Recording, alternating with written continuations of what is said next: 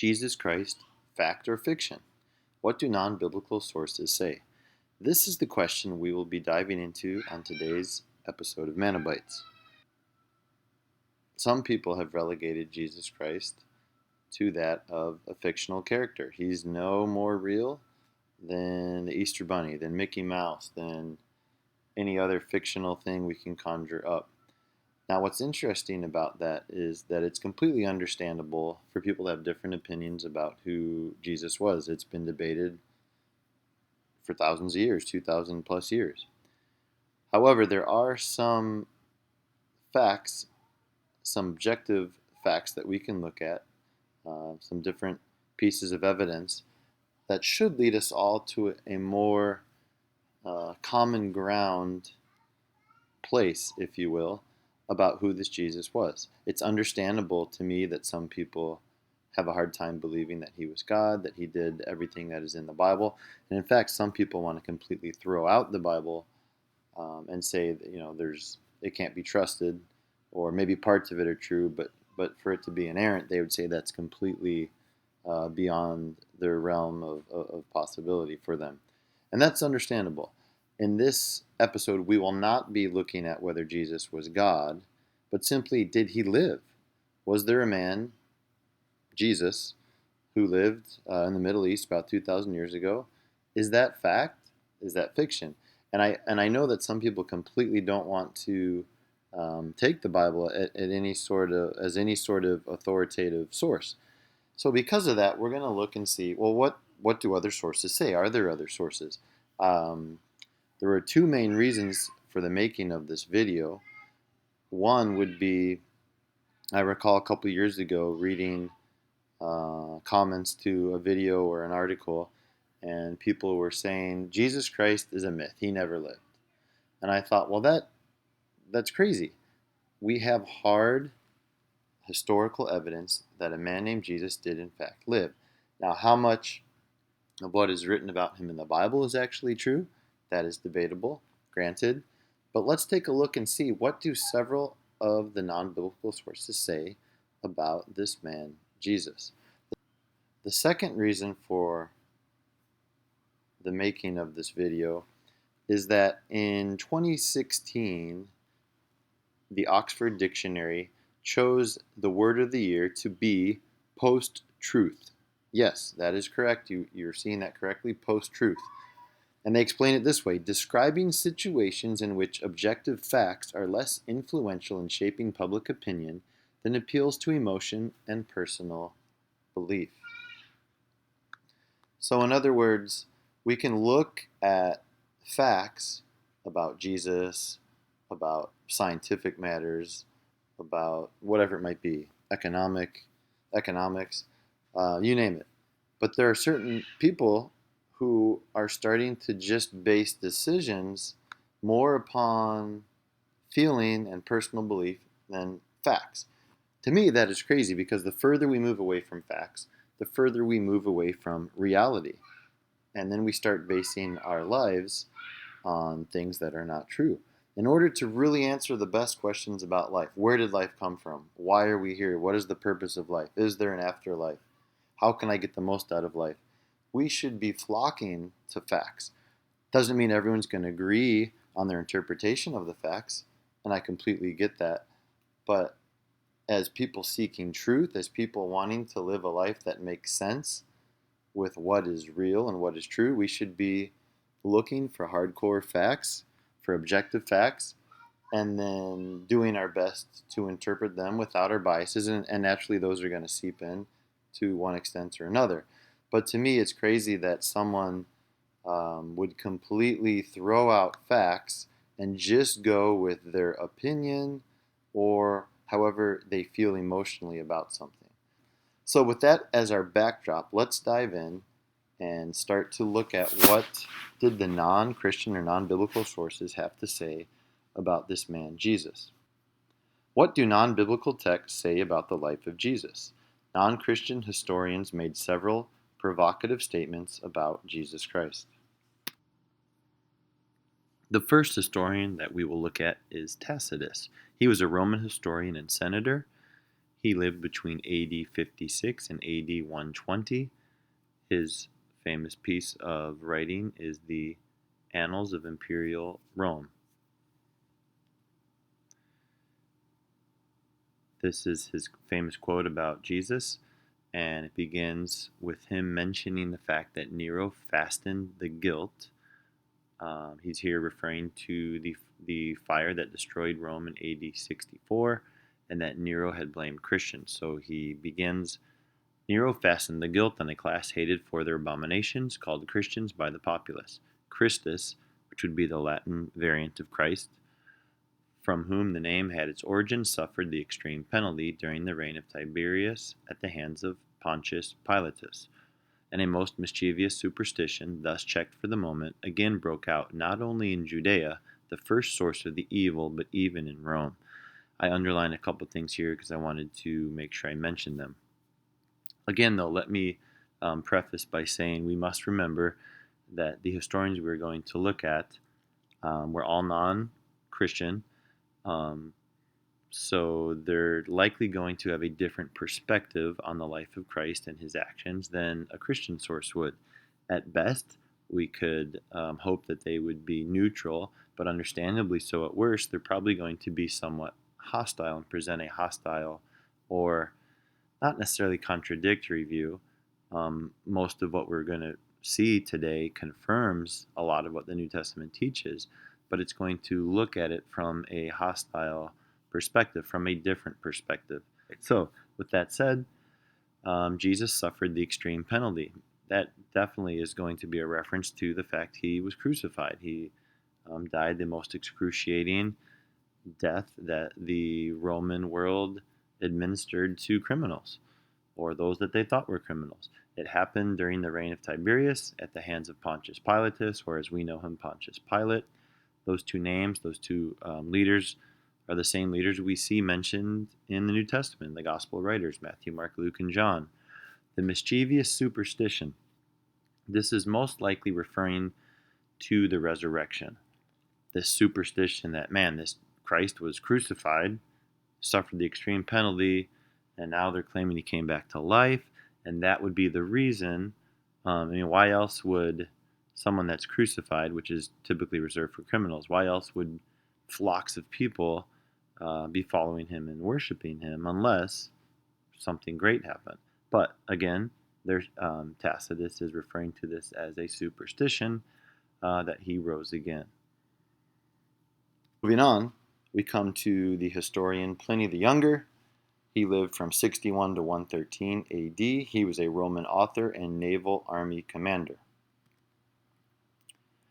They were in the habit of meeting on a certain fixed day before it was light, when they sang in alternate verses a hymn to Christ as to a God, and bound themselves by a solemn oath not to any wicked deeds, but never to commit any fraud, theft, or adultery, never to falsify their word, nor deny a trust when they should be called upon to deliver it up. After which it was their custom to separate and then reassemble to partake of food, but of an ordinary and innocent kind. Again, here, Pliny is probably referring to, and with his comment, food of an ordinary and innocent kind. He is most likely referring to the fact that these Christians were taking communion, they were taking the Eucharist. It had nothing to do with any cannibalistic ritual. It was ordinary and innocent in nature. He also mentions they met on a certain fixed day, as we see practiced today. Christians and Catholics around the globe, meet on Sunday. They sang in alternate verses a hymn to Christ as to a God. Now this is interesting. Pliny is not admitting that Jesus is God. He's not even going so far as to say Christians believed he was God, although that is what they believe. But he is noting that the way they are worshiping him as if he was a god. But he was clearly a historical figure, a human being. So it's interesting that Pliny throws that in here. He also mentions that they have kind of bound themselves to a moral code of ethics. They're not going to lie. They don't want to commit fraud, theft, adultery. Obviously, we see Christians failing every day. Every class of human beings fail regularly in many areas. But in general, Christians are doing their best to not commit any of these actions. So this is what we can gain here from Pliny. Then we come to the historian Josephus. He was a Jewish historian. He lived from AD 37 to AD 100. Now, he had, at least from his work, Jewish Antiquities, there are at least 2 references to Christ. The first is a large one I'm going to look at, and then we'll briefly look at the second one, which is, again, very brief. About this time there lived Jesus, a wise man, if indeed one ought to call him a man, for he wrought surprising feats. He was the Christ. When Pilate condemned him to be crucified, those who had come to love him did not give up their affection for him. On the 3rd day he appeared, restored to life, and the tribe of Christians has not disappeared. Now let me be clear here. The underlined portions of his first reference are highly debated. Many people, understandably so, do not think that Josephus actually wrote the underlined portions and that they were added some years after he penned the other portion of the reference. I must admit, as a Christian myself, that it doesn't seem from history that Josephus ever converted to Christianity, and if one was to write these words, it would definitely seem that if they weren't a Christian, they were very, very close to becoming one. So that stated, I don't want to push the envelope. I don't want to ever present something as something it isn't. So for our sake, we're going to say that these underlined portions most likely were not written by Josephus. That said, most scholars, even Wikipedia on their page on Jesus Christ, admits that Josephus and Tacitus were 2 great references, non-Christian, non-biblical references in regard to Jesus Christ. However, we are going to admit that these underlined portions are most likely were not truly written by Josephus. So, we'll read it again without those portions, and we can still get quite a bit out of it. About this time there lived Jesus, a wise man. He wrought surprising feats. When Pilate condemned him to be crucified, those who had come to love him did not give up their affection for him, and the tribe of Christians has not disappeared. So again, Jesus was a very wise man. He did surprising feats. He could very well be referring to the many miracles that we read about in the New Testament, specifically in the Gospels, Matthew, Mark, Luke, and John. Pilate did condemn him. We see that in the New Testament. Obviously, people continue to follow him to this day.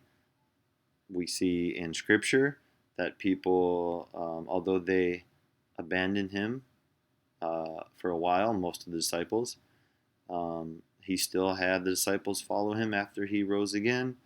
And to this day, 2,000 years later, not just to Josephus' day, Christians have not disappeared. Now, the second reference from Josephus, very brief, simply says, in reference to James, that he was the brother of Jesus, the so-called Christ. And again, it's interesting here. Why would Josephus, in one reference, say he was the Christ, as we see above in that underlined portion, and then later say the so-called Christ? Again, most likely the underlined portion was added, and it seems contradictory in the same work to say he was the Christ and he was the so-called Christ. So we are going to assume, to give the benefit of the doubt, that he did not pen that word. However, the fact that he mentions that Jesus was the so-called Christ gives evidence to the fact that many people believed he was God. We believe that he taught that, and Christians believe that he was. And so Josephus is giving us that important piece. Also, he's mentioning that James is his brother. Well, that's what Paul tells us as well in the New Testament. So, 2 very interesting pieces here from Josephus.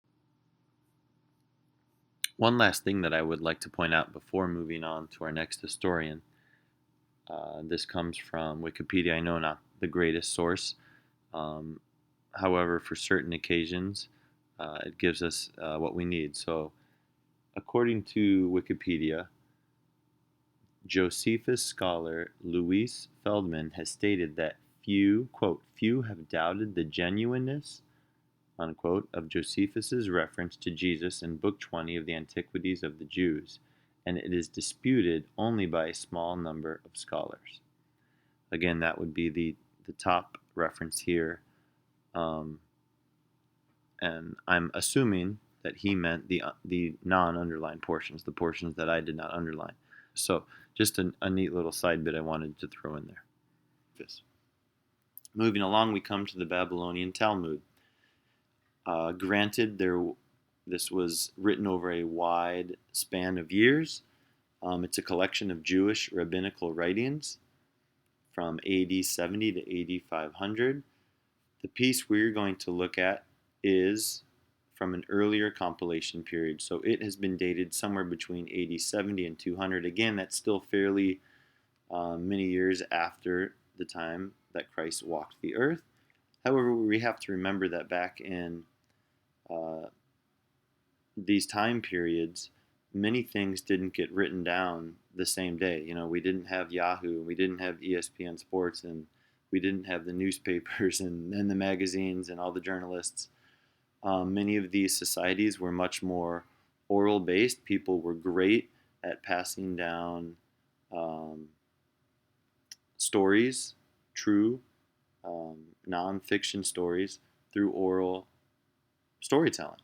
And they were good at it. And so oftentimes, you can look at Plato, you can look at Socrates, many of these writings about them were written many, many, many years after the actual occurrence.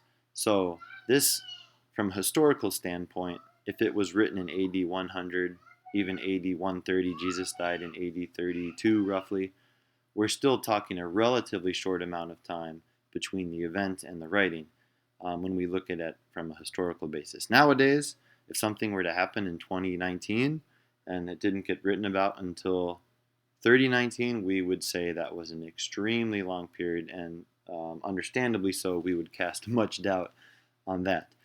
However, this is what the Babylonian Talmud tells us. On the eve of the Passover, Yeshu was hanged. That was a variant for the word Yeshua or Jesus. Hanged, interesting, they mention that. We might think of a rope tied around someone's neck, but actually hanged was another way of referencing a crucifixion, death at the cross. We see that in the New Testament. There are passages that speak about Jesus hanging from a tree. So that's not necessarily something that differs from his manner of death in the New Testament, but rather supports it. For 40 days before the execution took place, a herald cried, "He is going forth to be stoned because he has practiced sorcery and enticed Israel to apostasy." Now that's an interesting phrase there.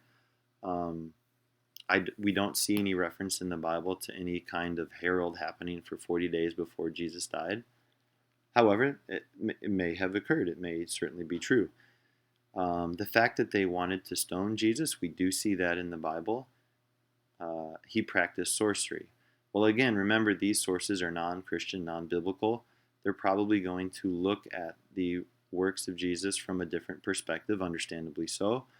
And let's be honest, if you were to see Jesus healing a man with spit and with mud and putting it in his eyes, you probably would think that was a bit on the sorcery side.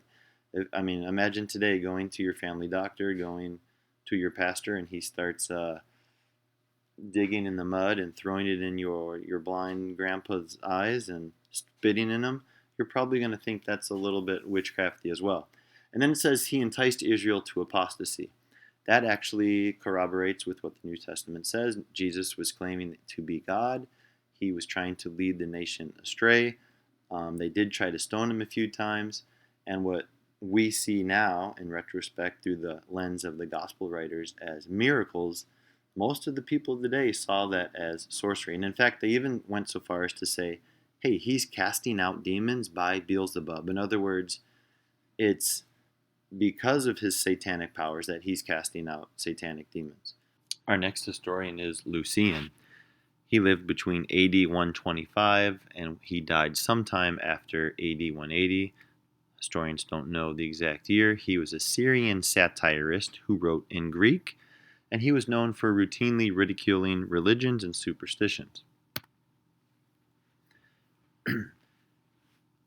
In his reference, he says that the Christians worship a man to this day, the distinguished personage who introduced their novel rites and was crucified on that account. It was impressed on them by their original lawgiver that they are all brothers, from the moment that they are converted and deny the gods of Greece and worship the crucified sage and live after his laws. Not too much here that is different from what the other historians have written about. However, it just adds more credence. Here we have another historian. Again, he was Syrian. He wrote in Greek. But he just offers more evidence to us. Jesus was worshipped. He was crucified. His followers saw themselves as brothers. And of note here would be the fact that they are being called upon to deny the gods of Greece. And that could understandably bring them persecution. It could be what brought Jesus some persecution and ultimately led to his death, although ultimately I think it's silly to debate if the Jews killed Jesus or if the Romans killed Jesus. It was everyone. The fact is we've all sinned, and it was God's love. It was Jesus' love for us that led him to the cross and allowed him to stay on the cross. So, but anyway, we can see that that would be something that would be a cause for persecution for Christ, and then also for his followers to deny the gods of Greece. And then also by Jesus saying again that he was God or equal to God or the Son of God, that would draw some flack from the Jewish leaders. Moving along, we come to our conclusion. Again, we have seen Roman, Jewish, and Syrian historians who, if anything, would be biased against the Christian views of Jesus. But they confirm several interesting biblical points about Jesus. One, Jesus was crucified. It was during the reign of Tiberius at the hands of Pilate. That we can see from non-biblical sources, and that lines up with the New Testament. He was the brother of James. We see Paul stating that same thing. I believe that is in the book of Galatians. His followers sang to him as to a God. The Bible teaches that Jesus was God. In the beginning was the Word was with God, the Word was God. Later on, the Word became flesh. The Bible teaches Jesus is God. These non-biblical scholars are stating that his followers sang to him as to a God. Interesting. Jesus practiced sorcery and enticed Israel to apostasy. They would see it as sorcery. We would see it as miracles, enticing Israel to apostasy. Obviously, there were some differences of opinion as to who Jesus was. Was he a heretic claiming to be the Son of God, or was he really the Son of God? Was he really the Messiah? Jews and Christians differ on that. So we can see, but again, that's going to line up with what the New Testament was talking about. That is why he was being persecuted by many of the religious leaders of the day. Lastly, his followers met on a certain day. New Testament speaks of that. They still do, his followers. They ate innocent food together. There is a reference to communion. And they committed not to lie, steal, commit fraud, or commit adultery. These are all things that we see taught in Scripture. So I think, again, when we're dealing with a society that would rather look at their feelings and emotions instead of facts, instead of objective pieces of evidence, I think all the more we should be pointing to facts. We shouldn't let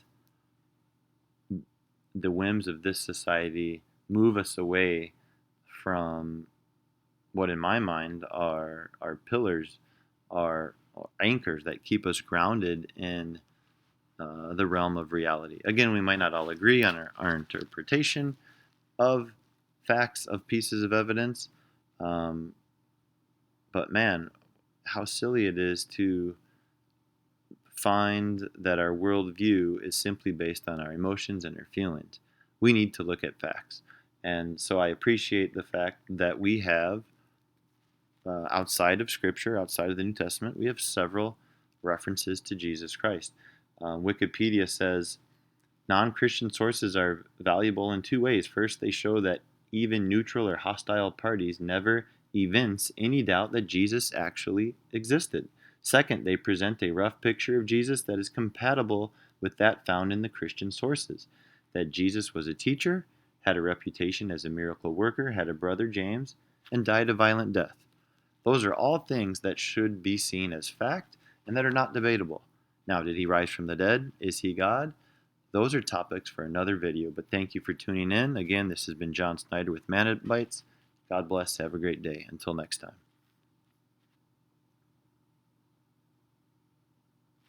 I would be gravely in error not to mention a special thanks to probe.org and to Michael Gleghorn's article, Ancient Evidence for Jesus from Non-Christian Sources. This is an excellent piece. You can Google it.